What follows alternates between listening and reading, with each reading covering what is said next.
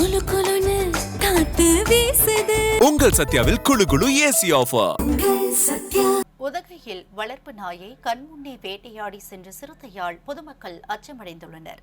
உதகை நகரில் பல்வேறு இடங்களில் சிறுத்தைகள் நடமாட்டம் அதிகமாக காணப்படுகிறது.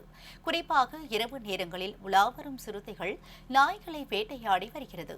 அதன்படி உதகை எல்கையில் பகுதியில் கடந்த சில நாட்களாக சிறுத்தை நடமாட்டம் காரணமாக அக்குடியிருப்பு வாசிகள் பீதியடைந்துள்ளனர்.